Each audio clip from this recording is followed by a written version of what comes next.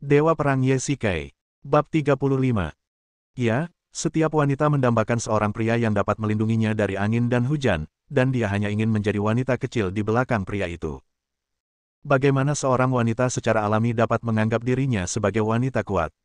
Bahkan orang yang terkuat sekalipun akan mengalami batas kehancuran, dan Su Qingyu kini berada di tepi batas itu. Ye Shikai juga merasa tertekan. Tidak ada pria yang tidak merasa tertekan melihat wanitanya menghadapi tekanan yang begitu besar. Jangan khawatir, aku akan membantumu. Ye Shikai mengusap pelipis Su Qingyu dengan lembut dan berkata lembut. Baiklah, saya masih harus mengurus beberapa dokumen. Kamu keluar dulu. Sedikit rasa lega melintas di wajah Su Qingyu, tetapi ekspresinya masih serius. Dia tahu bahwa Ye Shikai sedang menghiburnya. Bagaimana orang biasa bisa membantunya memecahkan krisis perusahaan? Tetapi dia masih merasa sedikit lega dalam hatinya. Bagaimanapun, dia masih membutuhkan perawatan dan kenyamanan saat ini. Ye Shikai mendesah pelan dan berjalan keluar kantor tanpa suara. Sebenarnya, jika melihat dana yang dimiliki Istana Dunia Bawah, dia pasti bisa menjadi salah satu orang terkaya di dunia, tetapi ini mau tidak mau akan menyangkut identitasnya.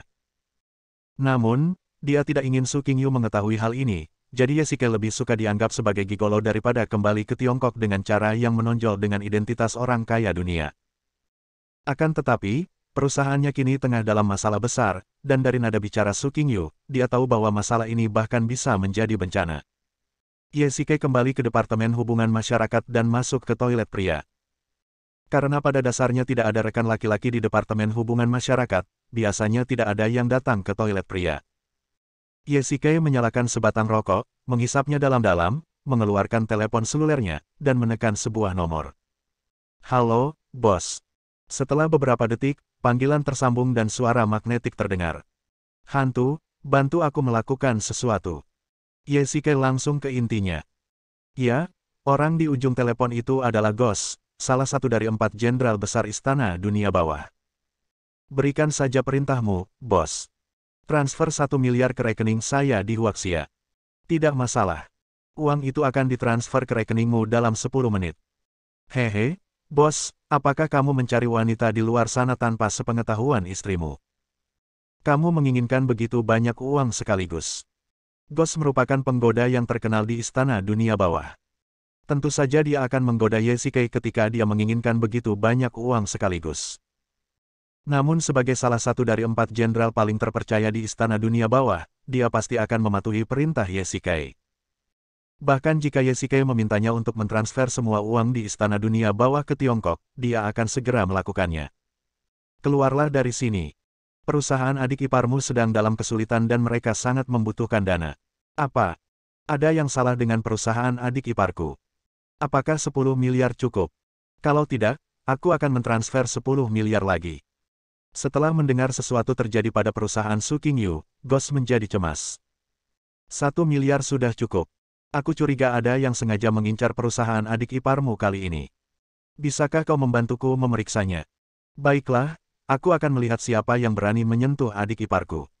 Aku akan membunuhnya, kata hantu dengan serius. Di matanya, Ye Shikai dan Su Qingyu adalah titik lemahnya. Siapapun yang menyentuhnya akan mati. Ada satu hal lagi. Hari ini saya mengalami serangan bersenjata di sebuah pusat perbelanjaan di Yanjing. Sekelompok pembunuh ingin membunuh seorang wanita bernama Luo Shiki. Bisakah Anda membantu saya memeriksa latar belakang orang-orang ini? Ye Shikai selalu merasa bahwa kelompok pembunuh hari ini bukanlah orang biasa. Mereka berani menembak secara terbuka di kawasan komersial Yanjing. Mereka kemungkinan besar adalah tentara bayaran asing atau organisasi pembunuh. Apa? Siapa yang berani begitu? Jangan khawatir, bos. Aku akan membantumu menyelidikinya segera. Baiklah, kalau begitu saya tutup teleponnya dulu. Ye Shikai memberi Ghost beberapa instruksi dan menutup telepon. Ketika dia kembali ke Departemen Hubungan Masyarakat, Ye Shikai menerima pesan transfer dari Ghost di ponselnya. Seluruh 1 miliar itu ditransfer ke kartu Centurion Black Gold miliknya. Ye Shikai menghela napas lega. Dia tahu betul apa arti grup Tia-nya bagi Su Qingyu. Su Qingyu baru berusia 25 tahun ini. Inilah saatnya para gadis menikmati masa mudanya, tetapi Su Qingyu menghadapi tekanan pekerjaan dan intrik bisnis. Dia telah membayar begitu banyak, bukankah itu untuk kelompoknya? Meskipun uangnya telah tiba, masalah lain muncul. Bagaimana seharusnya 1 miliar itu diberikan kepada Su Qingyu? Haruskah dia berjalan ke arah Su Qingyu, melemparkan sebuah kartu emas hitam, lalu mengangkat dagunya dan berkata, "Istriku, ini uang 1 miliar untukmu. Tersenyumlah untukku." Ini pasti irama mencari kematian, dengan begitu jati dirinya akan terbongkar. Ye Shikai tampak tak berdaya. Dia punya uang tetapi tidak bisa memberikannya. Apa yang sedang terjadi? 1 miliar adalah angka astronomi bagi orang biasa. Bahkan nilai pasar Tianya Group hanya beberapa miliar. Tiba-tiba seseorang muncul dalam pikirannya. Ya, selama dia bisa membantunya, 10 miliar itu pasti bisa digunakan untuk Tianya Group, dan Su Qingyu tidak akan meragukannya. Benar saja, orang ini adalah Ratu Dunia Bawah Tanah Yanjing, Luo Shiki. Memikirkan hal ini, Ye Shikai tiba-tiba ragu-ragu. Dia selalu merasa bahwa Luo Shiki sangat misterius, dan Su Qingyu serta An Lan sama-sama memperingatkannya untuk tidak berhubungan dengannya. Bahkan sampai sekarang, Ye Shikai masih belum bisa mengerti mengapa Luo Shiki menyatakan cinta padanya. Namun ketika teringat dengan wajah Su Qingyu yang pucat dan lemah, Ye Shikai tidak bisa menahan perasaan sedihnya.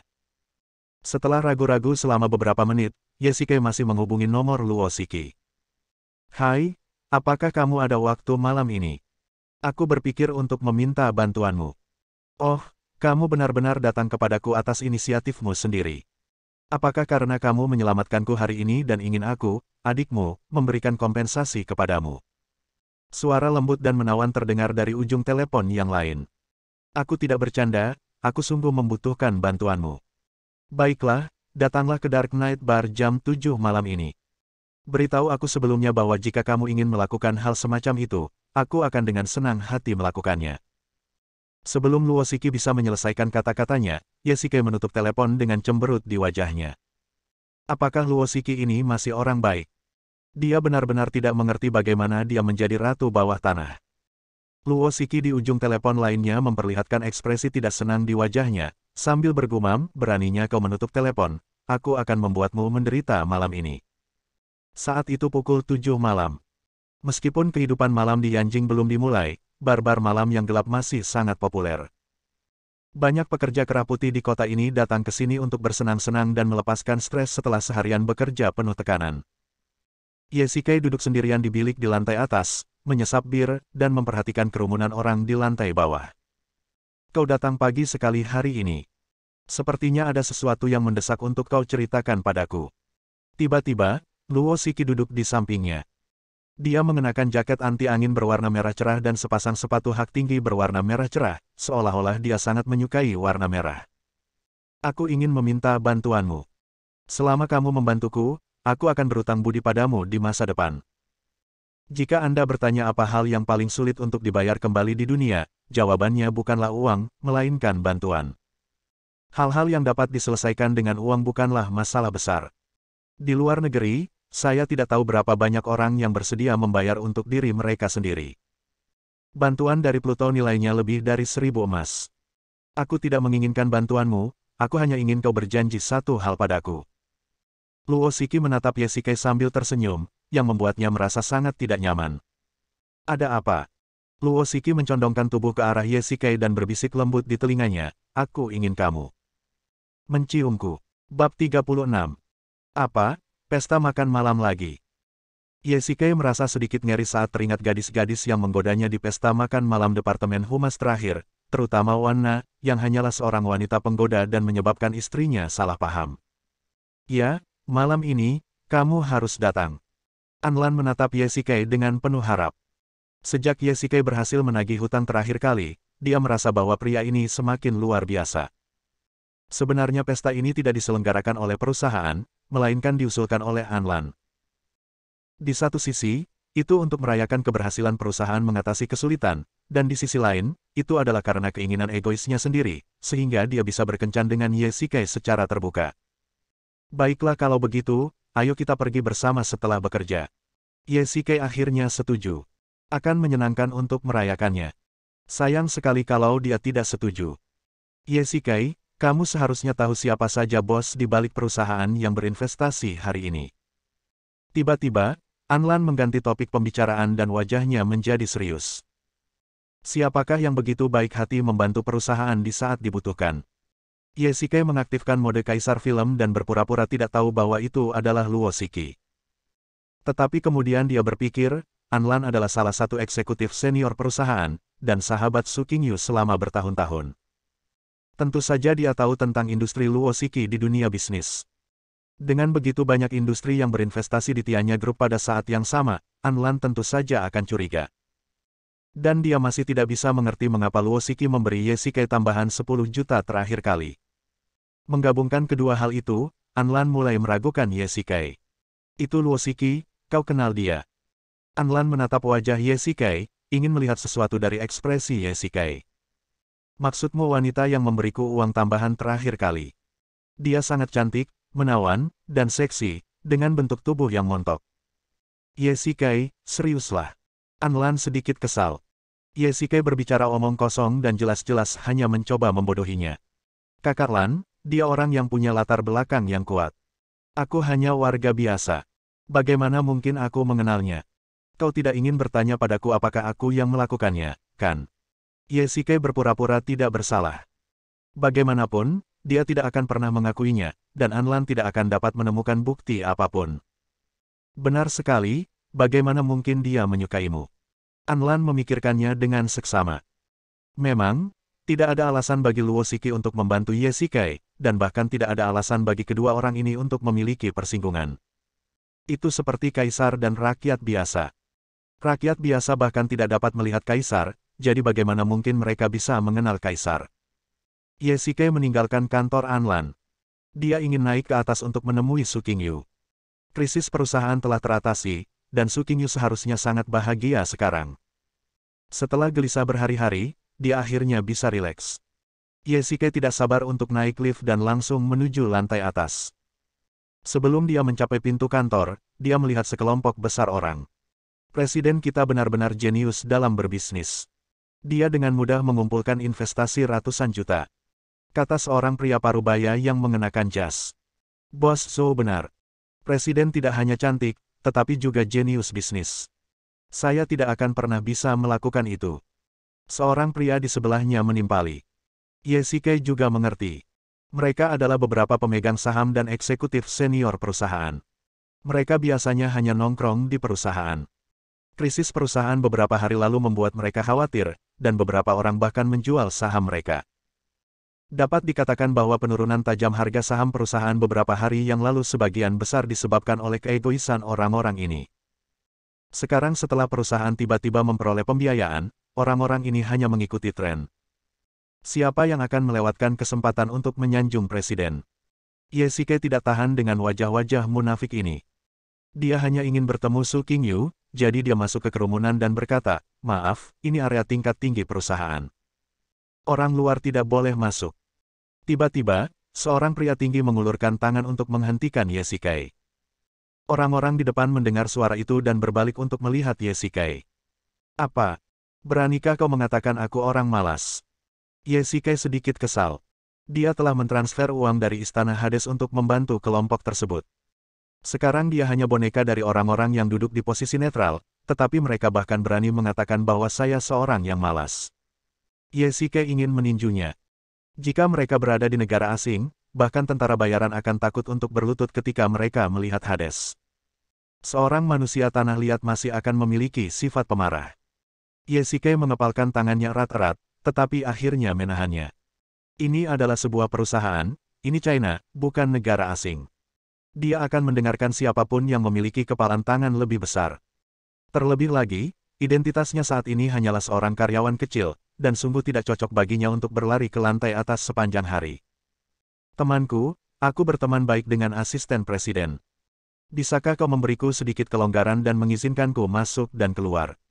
Pria besar itu mengabaikan Ye Shikai, masih menahan dirinya dengan lengannya, dahinya terangkat tinggi, dengan ekspresi meremehkan. Ye Shikai hampir kehilangan kesabarannya ketika dia mendengar seseorang berkata, "Berhenti berdebat, presiden akan keluar." Su Qingyu berjalan perlahan menuju kerumunan. Hari ini dia tidak mengenakan pakaian kantoran, melainkan gaun malam putih bersih. Dia tampak santai dan ceria, bagaikan peri yang tidak terpengaruh oleh dunia fana. Su Qingyu berjalan ke tengah kerumunan, dan orang-orang itu tetap diam. Su Qingyu terbatuk 2 kali dan berkata, terima kasih atas semua usaha kalian selama krisis grup. Kerjasama antara grup dan banyak perusahaan kali ini sangat lancar.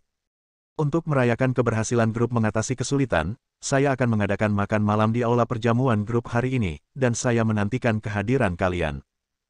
Melihat Su Qingyu, kemarahan Ye Zikei mereda. Dia ingin bergegas dan memeluknya, tetapi Ye Zikei merasa sedikit kecewa. Dia menoleh dan mendesah 2 kali. Tidak, yang penting dia bisa bahagia, apa pentingnya kalau dia menderita sedikit kesedihan. Selama dia bisa berhasil, yang penting dia adalah orang yang berkontribusi dalam diam. Seperti bahasa bunga babis bereat, aku bersedia menjadi peran pendukung asalkan aku bisa melindungimu dalam diam. Su Qingyu, apapun yang terjadi, aku akan selalu di sisimu. Memikirkan hal ini, Ye Zikei merasa lega dan perlahan berbalik. Di kejauhan, Su Qingyu secara tidak sengaja melihat sosok yang dikenalnya, sosok yang perlahan berbalik. Berbeda dengan orang lain yang memujinya, sosok ini membelakanginya, yang tidak selaras dengan mereka dan membuatnya sangat mencolok. Melihat Ye Zikei pergi tanpa suara, Su Qingyu merasa sedikit kecewa. Kenapa dia pergi? Tetapi begitu banyak direktur dan eksekutif senior perusahaan ada di sini, dan pada akhirnya Su Qingyu tidak mengusirnya. Ye Zikei kembali ke Departemen Humas dan mengirim pesan teks kepada Su Qingyu di ponselnya, memberitahu dia bahwa dia akan menghadiri pesta dan tidak akan pulang untuk makan malam. Kemudian dia memaksakan senyum dan berjalan ke kantor Anlan. Kakak Lan, sudah waktunya pulang kerja, ayo berangkat. Baiklah, aku akan mengantarmu ke sana, kata Anlan. Keduanya meninggalkan perusahaan. Anlan mengendarai BMW-nya dan berkata kepada Ye Zikei yang duduk di kursi penumpang, bukankah Luo Shiki memberimu 10 juta terakhir kali? Mengapa kamu tidak membeli mobil sendiri? Yah, 10 juta itu diambil oleh presiden. Ye Zikei memberitahu Anlan bahwa Su Qingyu telah mengambil 10 juta itu. Padahal di matanya, 10 juta itu bukan apa-apa, hanya sekedar angka, tapi Anlan tidak mengetahuinya. Bagaimana kalau aku akan berbicara dengan presiden untukmu? Bersambung.